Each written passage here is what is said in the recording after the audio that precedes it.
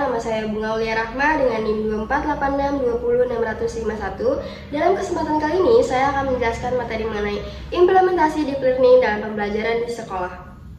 Langsung saja kita bahas materi tersebut. Dalam materi tersebut, saya akan menjelaskan mengenai teori-teori deep learning, contoh implementasi deep learning di sekolah, kesimpulan, dan daftar pustaka. Kalian tahu gak sih apa itu deep learning? Nah, jadi deep learning dalam konteks pendidikan mengacu pada pendekatan pembelajaran yang menekankan pemahaman mendalam, keterhubungan antara konsep, serta penerapan pengetahuan pada situasi nyata.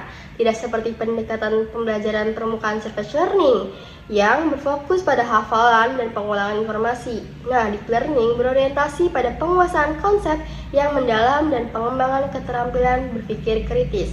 Dalam lingkungan sekolah dasar, deep learning bertujuan untuk membantu siswa memahami alasan di balik suatu konsep, bagaimana konsep tersebut terkait dengan konteks kehidupan mereka, dan bagaimana mereka dapat menerapkannya untuk memecahkan masalah nyata.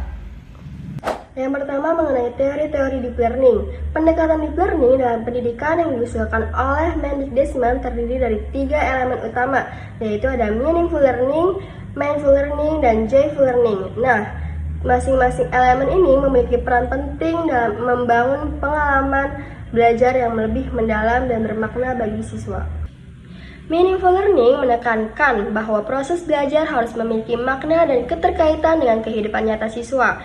Dengan pendekatan ini, siswa tidak hanya menghafal informasi, tetapi juga memahami konsep yang dipelajari dan dapat menghubungkannya dengan situasi sehari-hari. Nah, contohnya saat belajar tentang ekosistem, siswa tidak hanya menghafal jenis-jenis rantai makanan, tetapi juga menganalisis dampak deforestasi terhadap keseimbangan ekosistem dan mencari solusi untuk menjaga lingkungan. Selanjutnya yaitu mindful learning yang menekankan kesadaran penuh dalam proses belajar. Siswa didorong untuk secara aktif terlibat dalam pembelajaran, berpikir reflektif, serta memiliki niat dan motivasi internal untuk mengembangkan pemahaman serta keterampilan mereka. Nah, contohnya dalam pembelajaran sejarah, siswa tidak hanya membaca buku teks, tapi juga melakukan riset, berdiskusi, dan membuat presentasi tentang peristiwa sejarah dari berbagai sudut pandang. Yang ketiga yaitu joyful learning yang menekankan bahwa pembelajaran harus menjadi pengalaman yang menyenangkan bagi siswa. Dengan suasana belajar yang positif, siswa lebih termotivasi untuk terus mengeksplorasi pengetahuan dan meningkatkan pemahaman mereka. Nah, contohnya dalam pembelajaran matematika, guru menggunakan permainan dan simulasi interaktif untuk membantu siswa memahami konsep belajar dengan cara yang menyenangkan.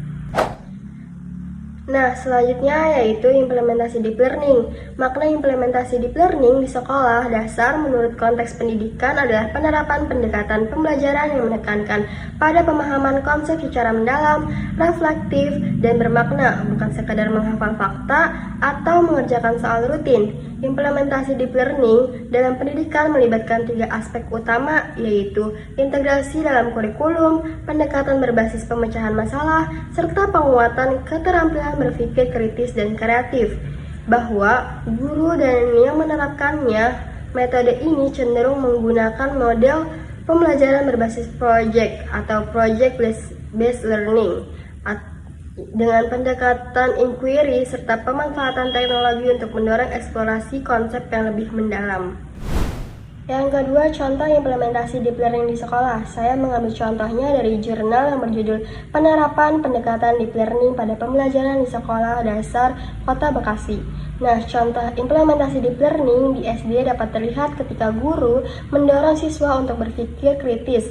Misalnya, saat pembelajaran IPA, guru tidak hanya meminta siswa menyebutkan bagian-bagian tumbuhan, tetapi mengajak mereka berdiskusi mengapa daun penting bagi tumbuhan atau bagaimana proses fotosintesis terjadi. Guru juga memberikan ruang bagi siswa untuk bertanya dan menjelaskan pendapat mereka dengan alasan yang logis. Ini membuat siswa belajar memahami, bukan sekadar mengingat. Selain itu, pembelajaran juga dikaitkan dengan pengalaman nyata siswa. Sebagai contoh, ketika mempelajari materi matematika tentang pengukuran panjang, guru meminta siswa membawa benda dari rumah, lalu mengukur dan mencatat hasilnya. Dengan begitu, pelajaran terasa lebih dekat dengan kehidupan mereka, sehingga mereka lebih mudah memahami dan mengingatnya. Dalam pembelajaran lain seperti PPKN, guru dapat membentuk kelompok kecil dan meminta siswa membuat poster atau cerita tentang pentingnya gotong royong. Mereka harus berdiskusi, berbagi ide, dan menyelesaikan tugas secara kolaboratif. Kegiatan ini tidak hanya melatih kerjasama, tetapi juga mengembangkan kemampuan berpikir dan komunikasi. Jadi kesimpulan dari materi tersebut yaitu pendekatan deep learning dalam pendidikan dasar menekankan pemahaman mendalam, keterkaitan antar konsep, serta penerapan pengetahuan dalam kehidupan nyata.